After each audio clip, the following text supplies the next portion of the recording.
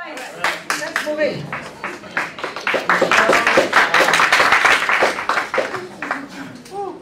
Good afternoon, ladies and gentlemen, special judges. To start off with our topic that we are going to talk, I would like to introduce to our group members. Can I just interrupt you quickly? There's a camera rolling here, we're videoing. So either you be on near to your screen and so the camera and the judges can see you because now your back is, okay? We are recording this, so you might be conscious of how you position yourself. And also a free tip, you're not only talking to the judges, you're talking to the whole room. Yes. So if you're showing your back to the room, I'm going to mark you down on the stage. So there's a camera and all So these free people tip. here. Yeah. Okay. Okay, I would like to start off with by introducing to my group members. We start off with our project leader, Faye, and then we have Intan, Alisa, and Amelia, and myself, G.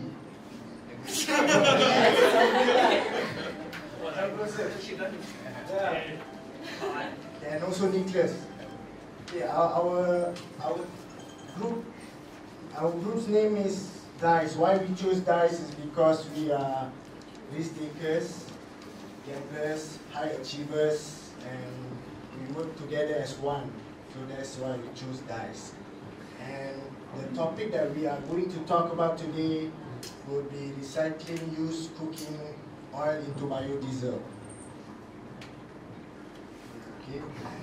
Without further ado, I will pass the mic to our group leader, Faye, to talk about more in cooking oil. Good afternoon, ladies and gentlemen of the judges and everybody, my colleagues. Okay, so today we're going to be talking about recycling used cooking oil into biodiesel. So before we can even talk about biodiesel, can we perhaps listen to what I have to say about cooking oil first? Yes. Yes, thank you. Okay, so the other day I was just looking at the Google on our project, and I realized that when I Googled Malaysian food, this is all I got. Like loads and loads of Malaysian food. So in our modern society, cooking oil is commonly used for the preparation of food. And especially in Malaysia, as you can see from this image here, we are known for a variety of great food with great taste and great color. I mean, look at the color, it's really vibrant. Okay. So most of our food uses a method called the oil frying method. For example, you can see from this image we have the char kway teow, we have popiah, and they're all using frying methods. Okay. So in a survey by USM Penang, which is the University Science Malaysia of Penang, it's found that the average oil consumption in household is actually 2 to 5 kg per month per household. I mean, that is shocking. So not only that, the methods of disposal in this survey shows that 17% of the people dump their cooking oil, used cooking oil, into dustbins. 7% into their soil. For example, they take the garbage outside and it just leaks into the soil. Then there's like 60% into the drainage system, and 16% into were sold or consumed completely. Out of the 16% which was sold or consumed completely, 57% of that is reused 2 or 3 times after using the first time. That's an additional 13% of them used up all the cooking oil. So they could use it like over and over again. Sorry. Okay, all of them just use it over and over again. And only 30% out of that 16% is actually sold. Okay, so now you've seen the method of disposal. One of them is reusing cooking oil. And reusing cooking oil actually can cause a lot of detrimental health concerns, such as heart disease, Alzheimer's disease, and Parkinson's disease. This is because fried oil contains toxic compounds such as peroxides, aldehydes, polymer, which actually can be equal to poison. It's poison for your body, so it's not healthy. And you can get all these health concerns. So what about our drainage system? Can you see this image here? The one on your left, the one on your left is actually from oil and grease being trapped in your pipes. As you can see, it's a really disgusting image. All of them are just circling the inner pipes and then causes the waste to actually come back out your pipes. Can you see that? It's actually not a very good sight. You might actually puke and things that's coming out from your wastage system. Next, doesn't this look pretty? I mean, it's a rainbow. It looks really, really pretty. So this is actually oil that's spilled on the floor. Where does it go? It goes into your water system. All this oil that you've wasted, all the oil that's gone down the drainage system goes right into your water system. This oil creates a layer that covers the surfaces of the water that cuts off oxygen. This causes mass extinction of marine life, like the fish that we eat, even ducks. Malaysians love their ducks. The ducks are covered in oil. Their feathers and everything is covered in oil.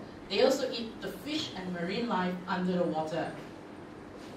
And then eventually, we dig it back. And that is the bad effect of spilling cooking oil into your drainage system or disposing it irresponsibly. Thank you. So now that you've seen the effects of cooking oil, the bad effects of cooking oil, I'm just going to pass on over the next part of the presentation to my colleague here on the next part. Thank you. Good everyone. So you've seen the side effects of used cooking oil. So the solution to it and what we can do, we recycle used cooking oil into biodiesel.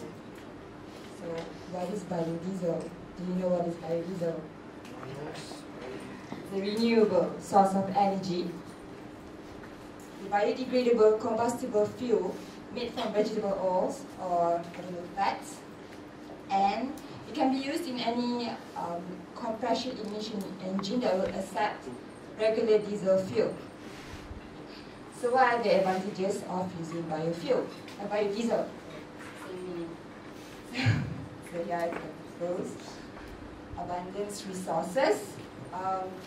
Used cooking oil is everywhere. You can get it from the restaurant, from a food truck, cafeteria, canteen, food production center or industry, everywhere. Plus, Malaysia is the largest palm oil producer, so there will be limitless resources. And second is the emission and greenhouse reduction. Biodiesel have low carbon content, so it provides significantly reduced emissions of carbon monoxide, unburned hydrocarbons, and sulfates as compared to petroleum diesel fuel. And a joint study by US Department Energy and US Department Agriculture states that biodiesel reduces net carbon dioxide emissions to the atmosphere by 78.5% compared with petroleum diesel fuel.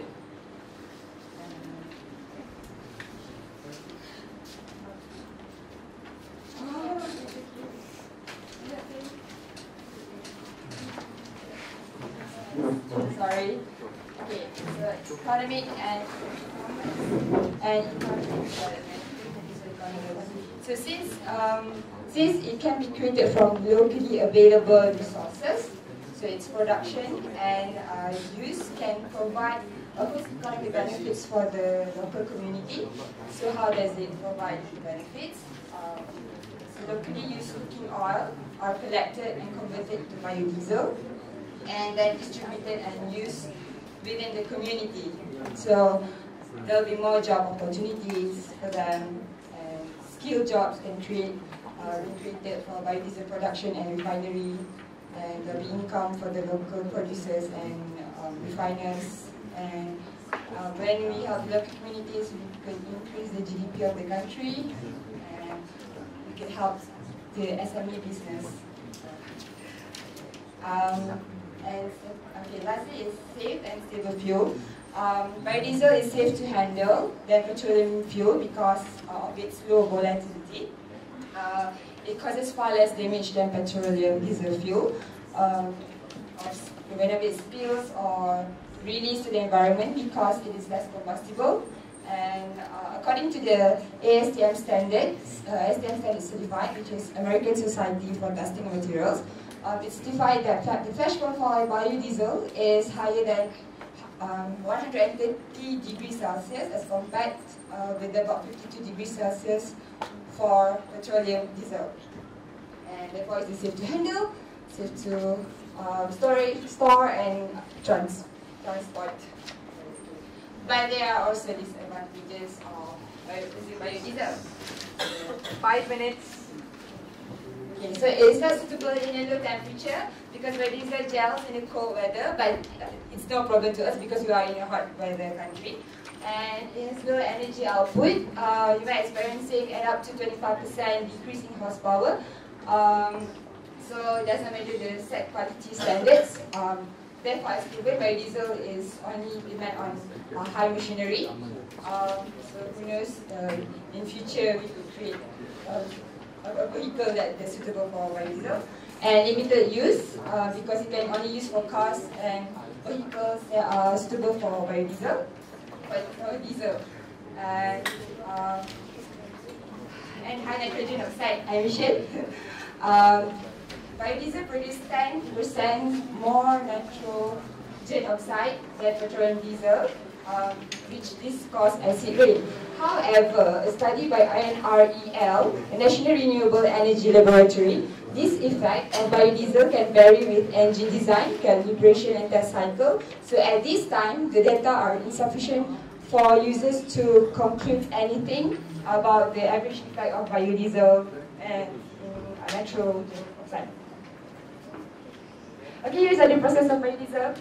In between how to make things interesting, I'll write down the formula and explain briefly how the process is. First, we heat up the oil, and then after that we check the titration level. The titration level solution.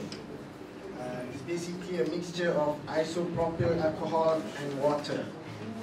And then after that you mix lye with methanol in separate container.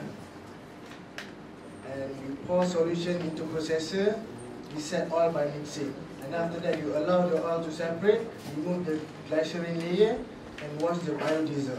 So basically this thing you can do at home. But you need to remember safety first because we are handling with chemicals and hot oils.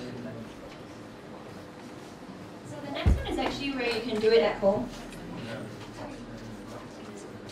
It's basically the same process, except you use a lot less thingies and you use less things and there's less processing as well. So you can see it, you just heat it up and you mix it with the components like methanol and lye, and then you shake it and then you remove all the unwanted things like glycerin, which can be recycled as well. And then after washing it with water to remove all the impurities and everything, you can eventually ship it off already for reusing. So yeah, these are what it actually looks like. Like this is your waste cooking oil and your crude biodiesel and glycerin that hasn't been washed and also cleaned. And then you have the polished biodiesel, which can actually be made in a very short time, like 20 minutes or a day. Okay, so knowing all this, like how it impacts our sewage systems, and probably because of the blockages, you're going to have to spend so much more just to repair everything and maybe replacing some components. Don't you think it's quite important for us to do something about this? I mean, are we really going to let it be like this? If you have the option of changing all your wasted cooking oil from this to that, wouldn't you? Alright, so basically our mission is to promote awareness for this program, also to let other people know that they can do something about it. So we've actually looked at a few programs that have been implemented in Penang and also in America and the UK. And basically what they have been doing is by giving the society collection tubs or collection drop-off points, as well as stationing public collection tanks where people can drop off their waste cooking oil in a safe manner and also to their convenience. So what we were thinking is actually to have a community center, which most places already have in each city or districts, and these community centers will probably be equipped with their own equipment to do it, or we can get another company, but that might be a bit harder as we're starting small for now. So within the community centers, we basically need to install equipment for heating the mixture and also mixing it together and removing all the waste products. So we probably need a few cylinders and maybe some containers to keep the waste products as well as the new products like biodiesel and also glycerine. Glycerine is actually one of the waste products the byproduct, that comes out from using our, from cleaning our biodiesel, from cleaning our waste cooking oil. I'm so sorry. Excuse me. And glycerine is actually a key component in soap. So we were thinking that it would be possible to also use this and reduce the amount of waste overall. So equipment might be a bit costly, but as we were looking at the program in America, in Alabama, by Daphne Utilities, it actually showed that you need about 3,000 startup just to get the program going, which is not a lot. 3,000 USD, sorry. Which is not exactly a lot to begin with if you can have so many more benefits out of it. So we were thinking something along that line of a startup capital, so probably about 10,000 if anyone were to be interested in investing in our process and idea. And also, because we are trying to target awareness, we want to go to schools and maybe tell people about it, because everything starts with the young generation as well. And they can also inspire others to follow the same movement. But of course, we're not saying that we should practice this at home because it is not so safe unless you know what you're doing. So also why and how. The thing is with this, it's actually really important, as obviously you save the environment and you play your part, but it also helps you save money. So we're thinking about how we could motivate the rakyat or our people to actually get themselves involved into the program. And thus we thought maybe by dropping off or participating in our program, by dropping off their cooking oil or like having someone collect it from their house or homes, we could offer coupons or rebates on the payment of things like also cooking oil obviously, and other items maybe like soap, yeah, because they're all made of the same byproduct, sorry. And also reduce prices for fuel, which in this case would be biodiesel that we would be producing. So we could sell it back to the community at a reduced rate and also contribute to higher jobs and everything. Next slide, please. Okay, so as this is still quite in the starting parts of our program, we're thinking in the future we could try involving other people as well, like the food and beverage industry, where they use a lot of delivery vehicles to help transport their items and their food products to their own factories and whatnot, and also to deliver it to our own homes. And so by also participating in this project and making their own biodiesel, like the one that McDonald's has actually been doing in overseas, it can generate an extra revenue or more like save themselves money. And also petrol companies, we were thinking it might be a bit weird to target them right now because it's not really popular, this idea yet. So we're thinking so that fossil fuels are actually not really a very sustainable source, because in a while it will eventually run out. So by investing in biodiesel and cooking oil and doing all these things, it might actually help them in sustain their own business in the future, because it will help them have a more renewable source of energy that will not really run out that quickly. And as for car manufacturers, one of the other disadvantages that we forgot to mention, is that sometimes the biodiesel, when it runs on cars, it sometimes may actually damage the engine a little bit. Although it is very efficient in that it actually burns better than petrol sometimes, the temperature can deteriorate your car engine a little bit. So you're targeting maybe car manufacturers to help themselves make better, more efficient engines that would run on biodiesel, which would be good in the long run for everybody. Thank you. Judges, questions? Yeah, do you have any questions? Yeah, thank you for the presentation.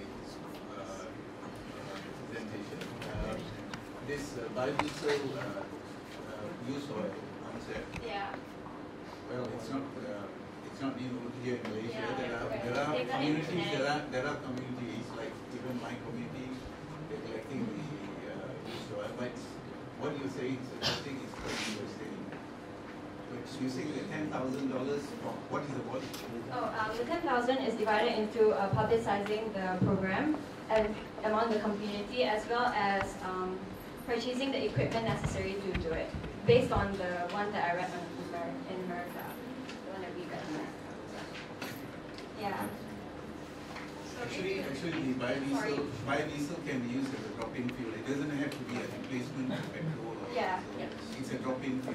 It will be used as a percentage.